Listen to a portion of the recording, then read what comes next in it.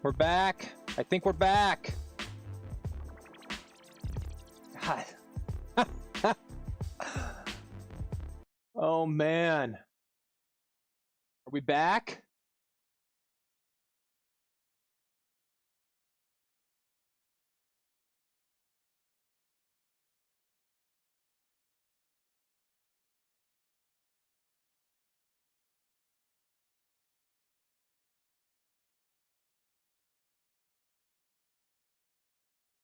I think we're back. We may have lost viewers. Sorry about that. I have no idea what happened. Oh, man. That's how it goes sometimes. We're back. We're back live. Sorry about the technical difficulties. We're just going to keep rocking and pretend that nothing happened.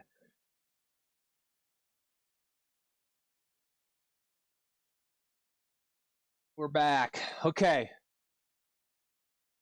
As I was, I have no idea. Apologies if you're watching the show. My internet cut out for a second and just tanked the whole thing. Come on, Portland, Oregon. Get your poop together.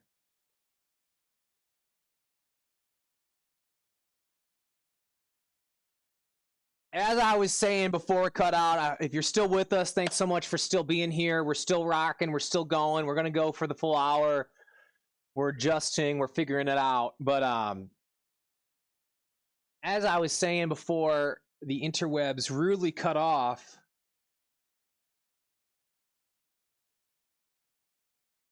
Oh, man. Got people texting. Oh. But as I was saying, thanks so much for popping in, Chandler. Yeah, my internet crapped out. But no, what he's saying, his experience in his career is like, that's beautiful. And I want people to know that this is a career opportunity that you can do. Coming from a ski shop background, coming from a background of knowing nothing in insurance, and a year later, getting a trainee position at an awesome insurance company, getting trained up, working a full desk a year later, getting promoted to a senior claims rep. That's the type of work opportunities that are available to people, that you don't have to have a background in doing this and to get on with the company and learn and to get this awesome career kickstarted and going. So sorry I popped out. I don't know what the heck happened. We're back. I see I'm live again on LinkedIn. We're live again here on Facebook. We're going to try and keep rocking. I don't know what's going on here. My internet apparently is trash out here in Portland, Oregon, but here we are. We're rocking. But no, if you're still here, thanks so much.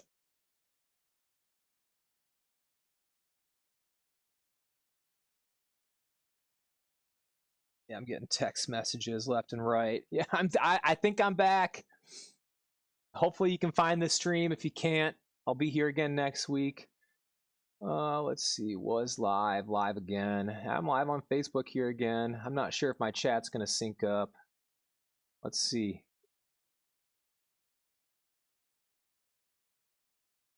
Yeah, my chat's synced up. Okay, cool. We're rocking and rolling.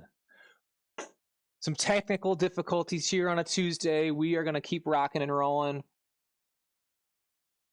and make this work. But yeah, back to kind of what I was talking about before, is what does a claims adjuster do? Is basically your job is to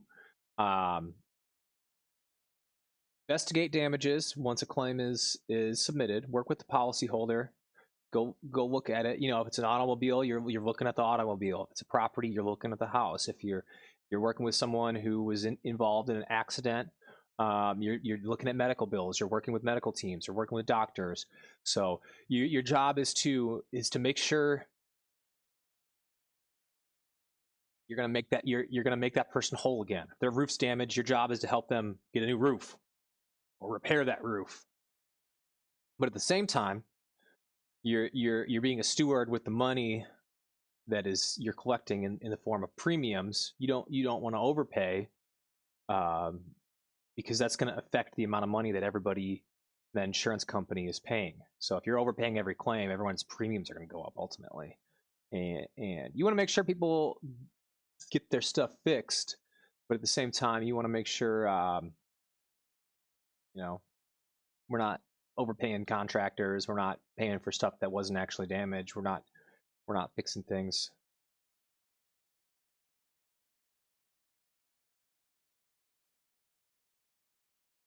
But cool. Well, we'll keep rocking and rolling. Stream's back up. This is the Claims Recruiter office hours. Sometimes this works. Sometimes it poops out 20 minutes in, and we gotta pivot and just keep rocking. But we're back here.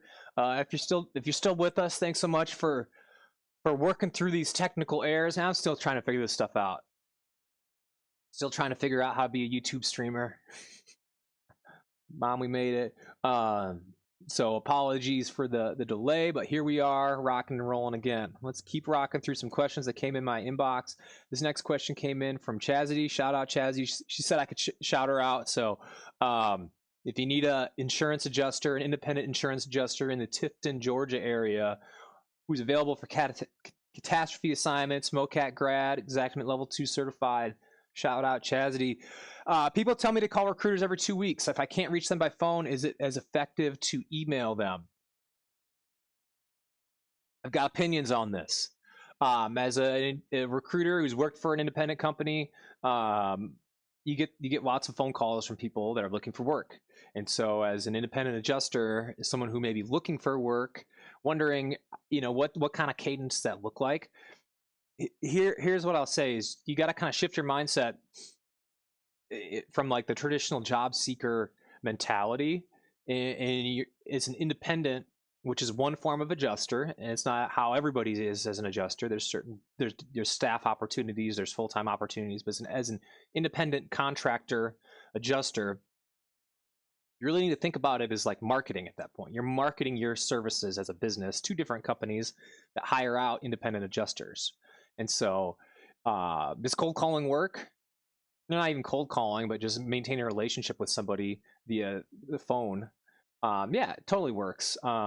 Is it the best and most effective way to advertise your services? It's a tool in your tool belt. But what I will say as a recruiter, working for a large firm, and I work for small firms too, and now as kind of an independent, I work for multiple firms. I get lots of phone calls, and what I'll say is like the value of that phone call is different. So 90% of the phone call, like when I worked at Eberl's, it was almost kind of a call center environment. I get tons of phone calls every day. And most of these phone calls would just be like, hey, it's Josh. I'm available for claims. You got any work? Oh, no. Okay. Sounds good. Well, let me know if you got any. Thanks. And it's like that. The value of that phone call is nothing. Like, sure, I might remember you a little bit more than the next person. So I wouldn't say it's nothing, but you got to think about like what value you're adding or what you're prepared to like talk about on the phone. And so if you're just calling in basically being like, hey, I'm available. Well, yeah, it's January 10th. Everybody's available. Like there's no work right now. Nothing's going on. Sure. Like we just had Winter Storm Fern. What I'll say is like the first couple storms of the year, a lot of these companies that have staff adjusters are getting their CAT teams out. And so even if it's a decent size storm, there's not a ton of work. And so think about like the value that you're providing when you pick up the phone and call. And so I think it's a good way to get your name out there when it's slow times like right now and there's no work out there. There's not a whole lot of value that you're providing. So I would say if like a huge hurricane hits, get on the phone, baby. Call around, call everybody, talk to recruiters, gain information, that type of thing. Right now, emails are good, text messages are good if you've got their phone number, but also just think about like what are you saying? If just think about it more of like from a marketing perspective. And so figure out when their birthday is. Text them happy birthday on their birthday. If they're a big Seahawks fan and you just watch the Super Bowl, try and build a relationship with these people so it's not just like a transaction like, hey, you got claims, I want claims, get claims, send me claims. Obviously that's what you want, and everybody knows that, but try and kind of build that relationship. And your job and what you're trying to do is you're trying to get them to think of you when they need somebody, hey, when I have a claim or I have a deployment opportunity available and I'm trying to fill that seat, who am I going to think about? And calling people is an effective way to get your name kind of the top of the list. There's other things that you can do too. You can post on LinkedIn. Every recruiter on the planet Earth is on LinkedIn. And so, posting on LinkedIn about your services, posting about your coverage area, talking about when you're available for claims, talking about trainings that you've done, talking about like new licenses you've obtained, talking about relevant things in the industry. That's a really good way to also market your services. Phone calls, emails, building relationships with recruiters, with claims companies, also a great way to do it. Local in-person networking events, another really good way to do it. So use all of those things kind of together as like, and think of it more as like a marketing strategy. And document it. Try and keep a list. Use HubSpot. Hop on get a cheaper free CRM that you can use, and you can like track these conversations that you've had, and so you can remember things about who you've talked about. But I would say, as a recruiter in a call center, nothing's worse than getting that phone, like 25 phone calls a day. It's like, yeah, I'm available for work. Yeah, I know everybody's available for work right now. It's dead, So try and be a value add instead of just like, I got to pick up this phone and get off the phone as fast as I can. I'm not saying I hate having those conversations, but I like to have a conversation or talk about something that we both care about, or maybe you saw something and want to chat. Ashley, what up? Thanks for stopping by. Where in the world is Ashley Clark right now? Hope you're doing well. Corey says hi. Got my little producer. He is fast asleep. Miss you and Derek. Hope you guys are doing great. But yeah, this is the Claims Recruiter Office Hour as we pop open here. I'll open up the office here in Portland, Oregon. We hang out for an hour every Tuesday, talk about all things insurance careers. Answer questions live. If you got questions, you can pop in the chat. You can also scan this QR code right here and ask anonymously if you don't want your boss to see. But Madison, Wisconsin. Heck yeah. I hope it's warm. I was just up in Madison. I got some homies in Madison. If you're in Madison in the chat, say hello to Ashley. Someone needs to take Ashley out to dinner. Got some friends in Madison, the listeners of the show. Miss you too. You miss Corey. Oh yeah. Are you coming out to Portland? Is the show coming to Portland? I hope you should come out. We need to hang out sometime. Grace says hello. Let's hop on a call sometime, chat. Let's see if we can get. Hey Corey, you want to come say hi to Ashley? Corey doesn't want to say hi. I'm sorry. He is. This is nap time for Corey. Corey's doing well though. Oh, but we'll keep rocking. Okay, some other questions that came in this week. Come see Kimberly Akimbo. Okay, plug right here. Ashley's show, Kimberly Akimbo on Broadway at the Overture. They already did Portland. They'll come back. But yeah, if you're in Madison, Wisconsin and looking for something to do tonight, go see Kimberly Akimbo on Broadway at the Overture. And say hi to Ashley while you're there. Beautiful city. Very cold. I would imagine it's cold right now. It's not cold here. It was 60 and sunny yesterday. I went for a beautiful run. Rained a little bit, but okay, keeping on rocking. Questions that came in through my chat this week. Let's see. This one came in through the Google form. I'm licensed. I'm a licensed adjuster. Going back to work. Good to see you.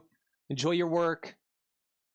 Miss you and Derek. We'll talk to you soon, and thanks for stopping by. I'm licensed, but I feel like I'm going to fail my first inspection. Can I offer to shadow an experienced adjuster for free, or is that a waste of time? First off, if you feel like you are going to fail your first inspection, you are absolutely going to fail your first inspection. If you don't feel comfortable doing an inspection right now, you are not going to feel comfortable with a policyholder who just lost everything and needs your help. And so you're in the right place. I don't want to shame you for asking for help. I just want to be realistic as to like what the situation is. And the second thing is, absolutely, you 100% wonderful idea is find an experienced adjuster in your area and say, hey, I'm new to the industry. Any chance I can shadow you for a week or two, and you can help hold their clipboard. You can help them do, and do it for free. It's a learning experience. It's taking time, energy, and effort out of your day, and it's also taking time and energy from them to help you. And so buy them lunch, go help them, go hold the tape measure for them, and try and learn everything that you can. It's a really great way to get into the industry. I recommend doing some training. I recommend doing some Xactimate training, especially if you're in the property side, which I'm kind of guessing that you are. But if you feel like you're not ready, if you're not feeling confident, you're probably not quite ready at this point. And we owe it to the policyholders, we owe it to the companies we work for, and it's not going to go well if you go out and bomb your first inspection. That company's never going to hire you again. So you need to make sure you're ready. There's a bunch of different ways to help get you ready. Another option here would be to look for trainee opportunities. Look, like Chandler earlier in the chat was talking about his first job, getting a trainee position at an established insurance company. Going that route is a great way to get intro into the career. But not to say you can't do the independent adjuster route, but yes, offering to shadow an experienced adjuster for free for a week, a fantastic way to kind of get your foot in the door to learn about it. See, and one thing I've learned about people in this industry, not everybody, I can't speak for everybody, but for the most part, people in this industry want to bring more people in, and they want to teach people, and people love kind of mentoring and training new people. And so yeah, if you're an independent and you're trying to get your foot in the door, trying to kind of learn the ropes on how to do things, going and watching somebody for a week or two or even a month. I mean, I know people that shadow for a month. And sometimes another good way is like, once you get comfortable, they might contract you out to go do a quick inspection for them. Like, hey, I live a couple hours away and I missed something on this inspection. Will you run out for a couple $100 and go take some extra measurements and take some photos for me? And so it's a good way to network. It's also a good way to learn the players. Another great thing about working with people that are experienced is like, what'll happen is they've been working in the industry for 10, 15 years. They a lot of times will have their pick kind of who they want to work with. So when things get busy, they start saying no to people. And what they'll do is they'll say, hey, I'm full. I can't take any more claims, but here's so and so that I've worked with before. Send them a shot. So it's a really good way to network with people. That you're not trying to take their work from them, but sometimes it can be beneficial because they'll have companies reach out and say, hey, I need someone in wherever you're at. They say no, and then they can refer you on. So great way to build relationships. It's a great way to learn. You're still going to need to do the training. You're still going to need some software training, especially like in Xactimate. If you're a property adjuster, you're going to need to know that. And also check out like some of these training programs like MoCat, Adjuster TV, Vail, Eberl, really good training programs. So you want to make sure if you're an independent, it's a great career. You can make a lot of money, but it's not the traditional job route where you sit behind a desk and someone trains you how to do your job. You're responsible for figuring that. And it is an investment. Does it cost the same amount as a college degree where you got to go to school for 4 years and spend $80,000, $100,000, $150,000? No, it's much cheaper, but there is an upfront investment. And yeah, shadowing people is a great way to get involved. Keep rocking. We're going to keep rolling. As always, pop questions in the chat. If you're interested in being an insurance adjuster, learning this career, check it out. Claims Recruiter office hours every Tuesday at 11 a.m. Central Standard Time. I pop open in this. I open up my office door and let people come in and chat about insurance careers. So I'm going to a networking event where I'm hoping to meet hiring managers. Any tips? First off, awesome way to meet people in the industry. So a couple tips I've got if you're going to a networking event is, first off, you want to try and figure out who's going to that networking event before you show up. And you can do that, like if there's an event on LinkedIn, go look and see who liked the post. Go look and see who's RSVP'd. Check out their job titles. Look at their background. The more information you can go up and you can go say, oh, hey, I already know you before you don't really know them, but you learn a little bit about them and you can start a conversation that way. Hey, I saw you post about your dog last week. I got a dog too. Whatever that might be. So go check out who's going to be there if you can. If you can't, that's fine too. But second thing is you want to present yourself very professionally, and that's me PC way of saying dress nice. What I see, especially on the independent adjusting side, more so than like kind of some of the staff positions, but like these conferences I go to or I've been at before, people will show up wearing like jeans and a t-shirt, and I'm not saying that's bad. But I'm saying if you're brand new and you're trying to network, it's a really good way to like make yourself look really good is to make sure you're presenting yourself very professionally. And so present yourself professionally. Um, Talk to every single person that you possibly can. Even if you meet someone and they're like, "Oh, you're a vendor, you work for an engineering company, you work for a water mitigation company," still talk to those people. A lot of times, the people that you least expect have some of the information that's most valuable to you. So, uh, your job is not to like get transactions and get work at that thing. Excuse me. Your job is to network with people and to gain information. And really, it's the start of a conversation. But some of the best deals or information I've gotten have been people that I would have least expected. And it's just people who are in the industry that go to lots of these events that know the information, that kind of have some of the inside knowledge. Oh yeah, I've heard this company might be hiring, or I just talked to this person at this company, and they're really looking for an adjuster in this area. And so you meet with these people, you learn a little about them, they learn a little bit about you, and sometimes they can help connect you to other people who may be able to help you. And so don't just look at their job title and, oh, you're not a hiring manager, I don't want to talk to you. Talk to every single person there. Another thing you want to do, and it's I don't know how to do this without kind of being sneaky or whatever, but like open up a note on your phone, and when you have a conversation, as soon as you're done with that conversation, write down that person's name that you talked to, and then write down something that you talked about. Because what we're going to do after this networking event is we're going to connect them on LinkedIn or send them a follow-up and send them an email and say, hey, it's great meeting you. We chatted about this. Love to stay in contact. Hope to see you at the next event. And it's the start to build that relationship, and hopefully that might turn into something later in terms of like work opportunities, or maybe they can help you out in some way, or maybe they can't help you out in some way, and you're just building relationships with people in your area, and that's a very positive thing too.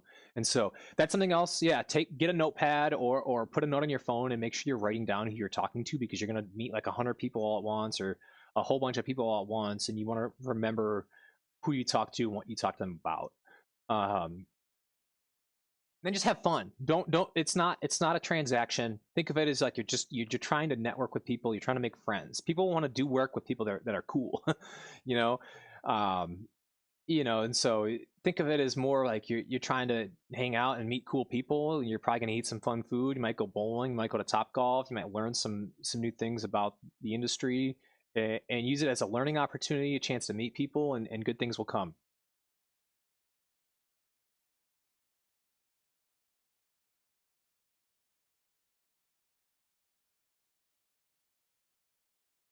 Okay, still got some questions to go through that came in over the week. This one I get a lot, and so I appreciate whoever asked this question. I have a misdemeanor from 10 years ago. Will this stop me from getting my license or getting on rosters, or am I worrying about nothing? No, I think this is a legitimate fear, and I get this question a lot, and so I'm glad that whoever asked this said this. And so unfortunately, I can't give like a 100% answer on something like this. Every company's different, licensing things are different. What I would recommend, if you're worried about this, is the first thing I would do is reach out to the licensing authority in your area. So if you live in Texas, the Texas Department of Insurance. If you live in Oregon, the Oregon Department of Insurance. And reach out to them and ask them, can you even get a license? Okay, because there's a chance whatever shows up on your background check is prohibitive of you getting a license. And unfortunately, if that's the case, you're going to have a difficult time getting into this industry. um, and I can't really speak to why or the rationale, but there are prohibitive offenses that if you have certain things on your background, you're not going to have a very good time getting a job. It's just the unfortunate reality that we live in. And so just being honest about it. And so, yeah, that's the first thing that I would do. Now, I can also tell you from a recruiter's background that there has been times in my career where someone has been able to get a license and whatever issue they have on their background check or in their background, they were able to get a license. However, something came up during the hiring process where the company that I was working with was not able to hire that person due to that. And so just because you are able to get a license doesn't necessarily mean that you're going to be able to get a job at each firm. And so how would I handle that? I mean, it's a tough one. I would say, I mean, I think you can ask recruiters, and there's kind of two ways you could go. You could just apply for the job and get to that point and then test it out and see, and knowing that there's a chance that you get pulled off a job, or they do your background check in the 11th hour that they say no. And some people take that chance, and that's fine, and I totally understand that. You can ask a recruiter, is there a chance that recruiter is then not going to put you on that job because they're worried about something coming up on your background check? I think legally speaking, that you can't discriminate based on that in a lot of states. Does it happen? I'm certain it does.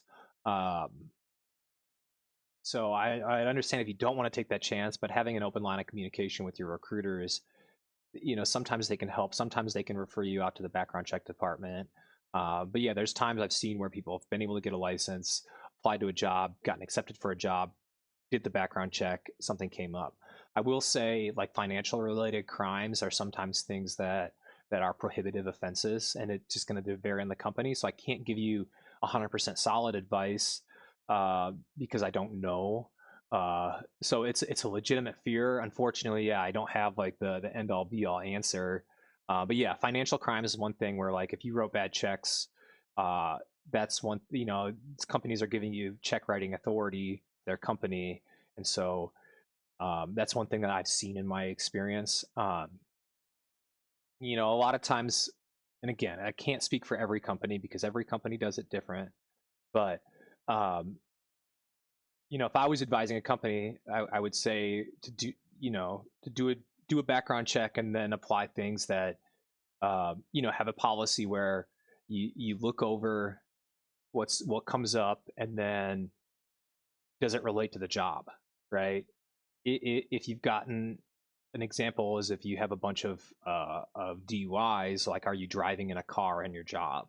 Well, if you're a desk adjuster and you're not driving a car, does it relate to that job? So that's some ways that people kind of see it. Again, there's no perfect answer here. I know it's kind of a tough question, a tough thing. But yeah, step one, reach out to your licensing authority and ask them. A lot of times they do a background check, and if you can't get a license, well, that's going to be you know, that's probably going to end there. But that's the first thing that I would do. And then, yeah, if you're working with some bigger companies, you can talk to recruiters, and we want you to, we want people. And so we want to help you for the most part. We want, and people make mistakes, things happen, people change, things happen when you're younger. It's life. So JP, what if you're a smooth criminal? I don't know. I guess if you're a smooth criminal. I get that question a lot, and a lot of people would call in when I worked for bigger and smaller companies and said, "Hey, I've got this on my record," and we try to work with people. That's been my experience. Is we try and work with people.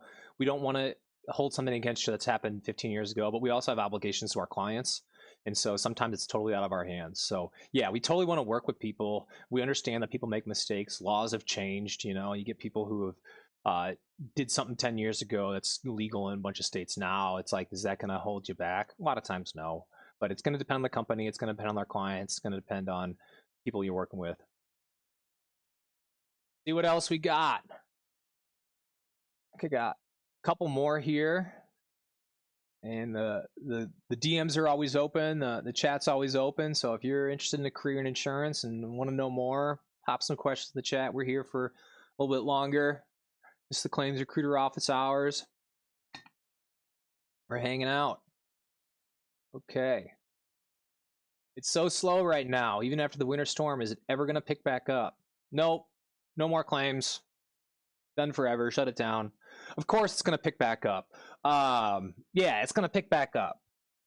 a lot of times we see this where like one big storm hits and everyone's like, oh, there's no work. What a lot of these big companies have adjusters that they employ full time. And if you're an independent adjuster, they don't want to use independent adjusters. They will use, I mean, they don't not want to use it. They have to use, and they have strategy revolving around independent adjusters. But if there's work and there's a chance for them to either use their own internal person who they're already paying a salary, or use an external IA firm to do the same thing, they're going to pick the internal person. And so a lot of these companies, when the first big hailstorm hits, you don't see a ton of deployments because they're deploying out their cat teams. But once their cat teams gets overflowed, that's when they pick up IA firms. Some companies will only use IA firms and only external. So I'm not surprised that there's not a ton of work that happened because of this firm. And I also am not surprised that there is work because of this storm. I know that there's adjusters out there working these claims because I've talked to these people. And so they are deploying people. They're using local people if they can. I know Nashville just kind of got hit pretty good from that last round where there was a lot of power out, and when the power goes out, especially in cold weather environments, the pipes freeze and you have insurance losses. So claim volume is starting to pick back up. It's February. It's not a traditionally super busy time of the year, but yeah, it's going to pick back up. You got to be in it for the long haul. Try not to chase every single individual storm. Think of it as kind of a cumulative thing that grows over time. Typically, historically speaking, without like a major weather event like the Texas freeze that we saw a couple years ago, you start to see kind of the work build regionally. And then you start to see some of these big hailstorms, maybe in the Midwest, or you see some like tornadoes in Oklahoma. And come April, May, that's when the work really starts picking up, unless we see something major like a Texas freeze type event. But the Texas freeze event was the largest dollar-wise insurance event in history. So we do see some pretty large events. It's been a super weird winter. I don't know. Out here we haven't really had winter yet. And so that's gonna be a whole bunch of issues come summertime for us out of Pacific Northwest. We're talking fires. So yeah, it's gonna pick back up. Claims are gonna start rolling in, but that's the life of an independent. And if you can't deal with the peaks and valleys, maybe think about getting a staff position. Maybe that works better with your lifestyle. And so that's how it goes as an independent. You have slow years like last year. Not a whole lot of claim activity going on, so the work's not there as much. But then you have years like a couple of years ago with the freezes and the fires and the hurricanes, and when it's good, and when it's slow. And so that's kind of the risk you take as an independent adjuster. And it's a great career, but yeah, you have the years like 2025 where, geez, it was slow. Is it possible to make six figures as an independent adjuster in your first year? I mean, I'd love to hear from the community what their thoughts on this are. Adjusters out there who's been working in the field, who have been doing this for a minute. Is it possible to make six figures in your first year as an independent adjuster? Anything is possible. You can make way more than six figures your first year as an independent adjuster. You can also make $0 in your first year as an independent adjuster. And so, yeah, you see the stuff online, you see the groups, you see the people sometimes selling training classes where it's like, all you need is a ladder and a computer and a truck, and you can make six figures.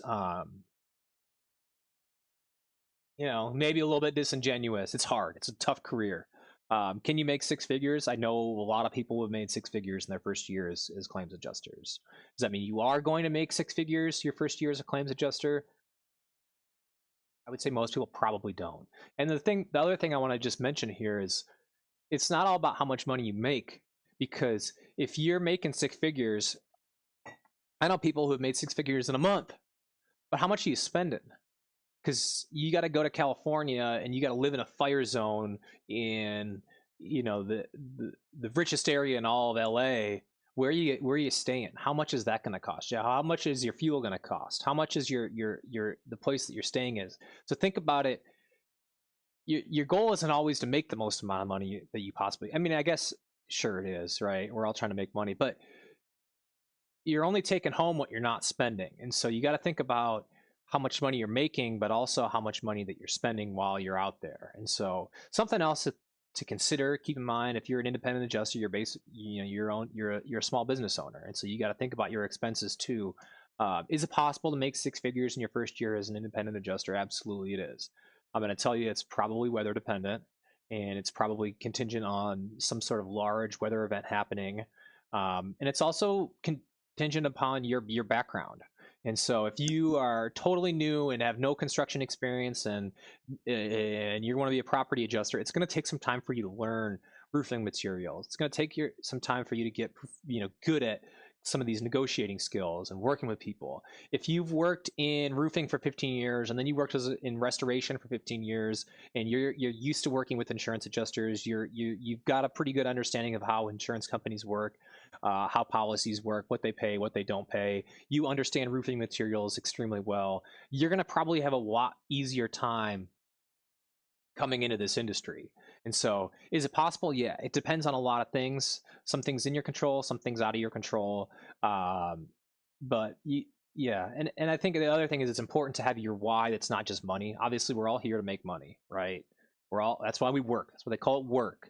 It's not fun, right? It is fun. I like it. But you got to find a why other than just like, I want to make money. And a lot of people that do this career do this because they enjoy other aspects of it. One of them is helping people in a time of need. And I think that's really important. That's why I do this work. That's why I am passionate about this, is because I love being a part of a community that helps people in a time of need. Whether a hurricane just hit their house, a fire just, destroyed everything. We're the first people to help build people's lives back up. And that's something that I think is really cool. Independence, a lot of people like working their own schedule, owning their own business, kind of doing their own thing. And so that's so it's a big thing for a lot of people who are in the industry. So you got to think about your why other than just, hey, I'm in it to make money. Obviously, we're in it to make money. That's why we're here. But you got to find your why other than that. JP says, I'm labeling photos and listening. It's a business. Can you make six figures year one? Yes. It takes the perfect conditions. It takes time to build relationships. Claims managers have been dealing out claims to adjusters for years. It takes time to get your way up on that list. If you crush it out of the gate, you will make money. It's about unloading a claims manager's job burden and keeping the client wanting to send more to the IA firm. 100%. I mean, that's nailed it. Couldn't have said it better. Yeah. Your job is to make the company you're working with look good, whether it's a carrier or an independent firm. If you're making them look good, if the policyholders love working with you, if you're quick and you're getting back to them fast, if you're pumping out detailed, accurate estimates, if you're doing all that, it's going to make the company sending the IA firm claims want them to keep sending claims. And another thing is when you become as skilled as someone like JP, you've got insurance companies sending claims to an IA firm because they want you on their file. And so building those relationships with the IA firms, the claims managers, the QA reviewers, and building even the desk adjusters. And you have to get in front of the claims manager. A good recruiter can do that 100%. At the end of the day, my job as a recruiter is I'm kind of the middleman. I am not clicking the send claim button to you. The claims manager, every firm is different, kind of how they decide what that workflow looks like. But I'm the middleman. You really want, yeah, you want to talk to me because I know these people and I connect you with these people. But at the end of the day, I'm not the one reviewing the product that you're sending back. I'm not the one hitting send on that claim. It's the claims manager. It's the QA team. It's that internal staff of that IA firm. And so, building on, you want to get involved with recruiters for sure. You want to get in front of claims managers eventually. You want to work with these people, and that's your boss, your supervisor. That's the person who's deciding if I'm going to send this claim to you, if I'm going to send this claim to the 250 other people that are qualified here. And so, building that relationship is super important. And that's how you get more work. And I would say building 2-3 really strong relationships with a couple firms that send you consistent work is a lot better than trying to spray your resume out to a million different people who have occasional claims. So building solid relationships, getting an understanding of who has the claims in your area is also super important, because there's a million different companies, and some of these companies might not even work in your area. And so if company A has a contract with a major insurance carrier that sends them claims specific in your area, that company is going to be great to work with, as opposed to company B, who doesn't have any work in your area, whose business development team is trying to build, a roster to maybe get claims in that your area in the future. Yeah, figure out who's got that contract, who's works with that cool company, who's, and build those relationships. Okay, let's see, 10:04. We still got more time. This is bonus time. I go for an hour, but hey, let's go longer. My stream cut out for a minute, so I'll get some bonus time in here. Got one more question that came in this week. I'm new to the industry, still have not yet worked my first claim. I'm invested heavily in training Xactimate level 2 MoCat. How do I convince firms to hire me? Seems like they only want people with experience. This is like the catch-22. I hear this question over and over and over, and so shout out to whoever sent this in. Good. It's something that a lot of people feel.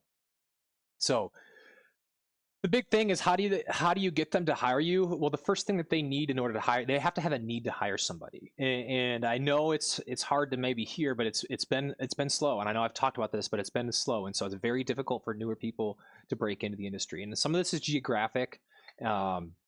So if you live in Des Moines, Iowa, you probably have a better shot than if you live in Dallas, Texas, to kind of break into the industry because of the geographic need in which you live. If you live in Dallas, Texas, the truth of the matter is there's a bajillion insurance adjusters who are looking for work in Dallas, Texas right now. And so it's going to be harder because there's more people with competition, and that have more experience than you. And so you have to live in an area or be able to service an area that they need. And a lot of that means that you're kind of waiting for catastrophe season. And catastrophe season is a really great way to get on a company's radar who you haven't worked with before, who is then going to see your work product, see that you do a good job, and then want to feed you claims in the slow season. And so the best way to get experience as a brand new adjuster, especially in the property world, it is catastrophe work. And there hasn't been a whole lot of catastrophe work, as I've said over and over. That will change. There's going to be storms. There's going to be need for independent adjusters. 2026 is going to be a huge year. I know it. But yeah, that's part of it. Is so right now you're kind of in maintenance mode where you're building relationships, you're talking to people, you're getting the information, you're figuring out who's got contracts in your area, you're figuring out what insurance companies have claims in your area, you're figuring out which IA firms do work, which TPAs do work in those areas that have a need for that. You're getting on catastrophe rosters. You're trying to build relationships with recruiters and hiring managers that are building catastrophe rosters and letting them know that you want to be the go-to person that you can help solve their problems. And they've got to have a need for work, and it's coming. It's going to come. But the other thing is, when that phone does ring, you need to pick up that phone and say yes. Especially if you're new, it's going to be hard to be complaining about rates or to be negotiating. You want to be the person to solve those problems. You'll have those opportunities later in your career, but right away you need to be that person who's going to solve that problem for whoever might be calling. So you're getting on rosters right now. You're trying to network locally. You're building an online presence, trying to meet recruiters, meet hiring managers, build those relationships. JP, I started with lender-placed claims in 4 states. And for those who don't, that may be a foreign language, lender-placed basically means a house goes into foreclosure and gets owned by the bank and then gets broken into. These are some tough claims. They're not claims that people want to go work. Traditionally, they're not super high-paying claims, and they're not. I would not consider them fun claims to work. Right? You've got a house that's foreclosed. They trashed it and then sat vacant for 3 months, then started on fire because someone broke in and was doing something they shouldn't be doing in there. And you're the adjuster to go look at that and document the damage, and it's a mess, and it smells, and it's gross, and there's crap everywhere. So when that firm says, hey, I need your help to go do that claim because no one else wants to take that claim. You're the hero and they're going to remember you for it.